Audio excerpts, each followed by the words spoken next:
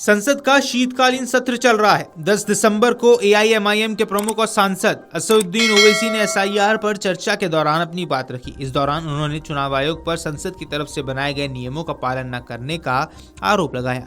इसके साथ ही उन्होंने लोकसभा में मुस्लिम सांसदों की कम संख्या पर चिंता व्यक्त की और कहा कि यदि मुस्लिम बहुल वायनाड गैर मुस्लिम चुन सकता है तो रायबरेली, अमेठी और इटावा जैसे निर्वाचन क्षेत्र मुस्लिम क्यों नहीं चुन सकते। जरा सुनिए उन्होंने आगे क्या कुछ कहा। Thank you, sir. You have allowed me to speak on a very important issue. Sir, I would like to point out at the outset that SIR is violative of parliamentary legislation. It violates the powers prescribed by Parliament. It's contrary to the judgment of Supreme Court, a 3 judges judgment of Lal Babu Hussain, and it is a malified exercise of power to selectively disenfranchise on the basis of religion. Sir, Election Commission of India cannot be bigger than Supreme Court and Parliament of India, sir. Sir, may I point out to you, sir, the representation of the RP Act of 1950 and Registration Electoral Rules 1960 prescribe that inclusion in the electoral roll will be based on self-declaration of citizenship backed by one of 6 documents or identity prescribed in Form 6 of 1960 rules, including Aadhaar. Now, this is an act which was passed in Parliament, sir. Supreme Court, in its Lal Babu Hussain judgment, held that once an voter has been included in the electoral roll, there is a presumption that they are citizens and they cannot be removed except by an inquiry into the citizenship of the individual voter and giving them an opportunity of hearing after informing the basis on which doubt arose concerning citizenship. What is happening now is that the Election Commission is putting the burden of proof on the voter. It is completely in violation of the Representative People Act 1950, Electoral Rules of 1960 passed by this House and the Supreme Court judgment of Lal Babu Hussain, sir. SIR, sir, has turned this head on its head and puts onus on the voters, sir. Sir, voters who were part of the electoral roll in 2025, instead of being given the benefit of presumption, are required to submit documents to prove the citizenship. The 2003 electoral roll is arbitrarily fixed as the baseline for which revision is being conducted. Sir, ECI is not a body empowered to go into question of citizenship. A power lies with Ministry of Home Affairs, Government of India, and Foreigners Tribunal created under the Foreigners Act. Sir, may I point out to you that what ECI is doing is wrong. Section 14A of Citizenship Act 1950, read with 2003 NRC rules, Section 4, subsection 2, 3, 4, 5, 6, prescribe just such an exercise of evaluation of citizenship to be conducted by central government. How is it the ECI is assuming the power given to another agency of parliament just by passing as you order? This is an occupied field. The ECI has no role to intervene. Sir, as per the ECI release, 65 lakh voters were included, whose names were included in the electoral roll after the commencement of SIR exercise omitted from draft roll published on August 1, 2025. After that, sir, several lakh voters where names were included draft roll were served with show cause notice.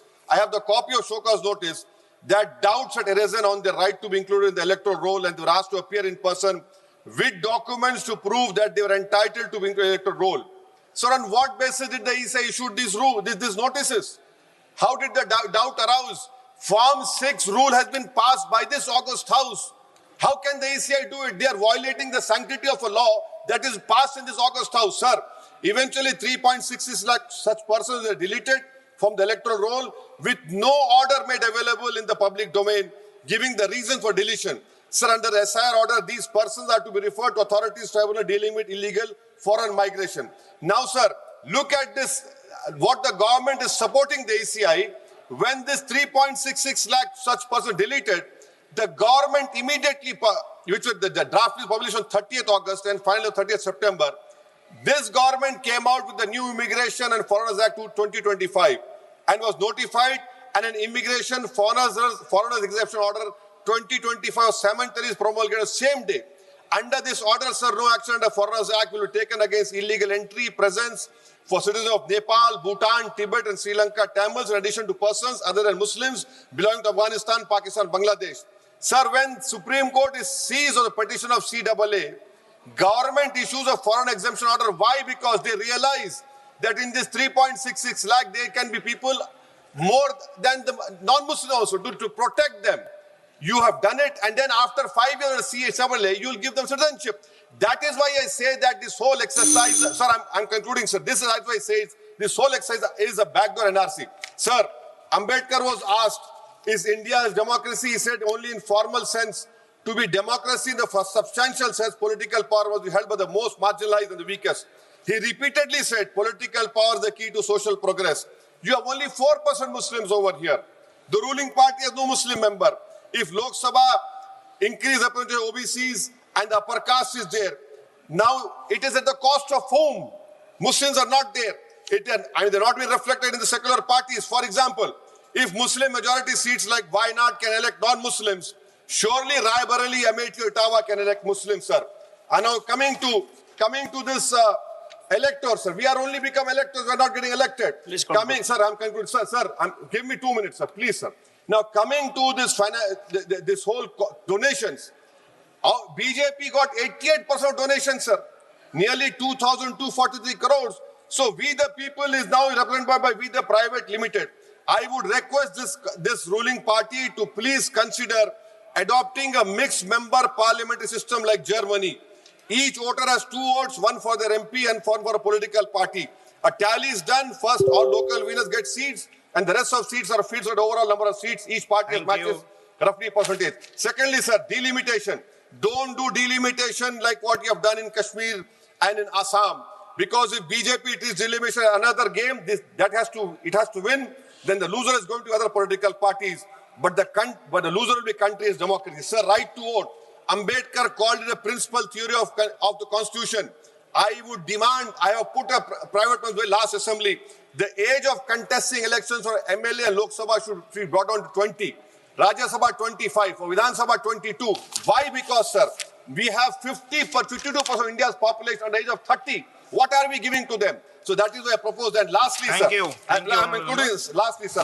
Sir, I'm just concluding, sir. Lastly, sir, we must build a consensus and make right to vote a fundamental right.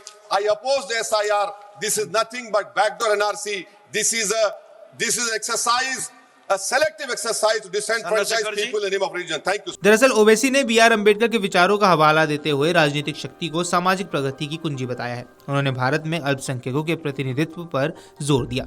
उन्होंने आगे कहा कि यहाँ केवल 4% मुसलमान है, सत्तारूढ़ party में कोई मुस्लिम सदस्य नहीं है। उन्होंने कांग्रेस और समाजवादी पार्टी यानी कि सपा पर परोक्ष रूप से निशाना साधते हुए कहा, मुसलमान यहाँ नहीं है, धर्मनिरपेक्ष पार्टियों में उनका प्रतिनिधित्व नहीं है। अगर आप ये वीडियो YouTube पर देख रहे हैं तो हमारे चैनल को सब्सक्राइब कर बेल आइकन दबाएं और Facebook पर देख रहे हैं तो हमारे पेज को लाइक करें।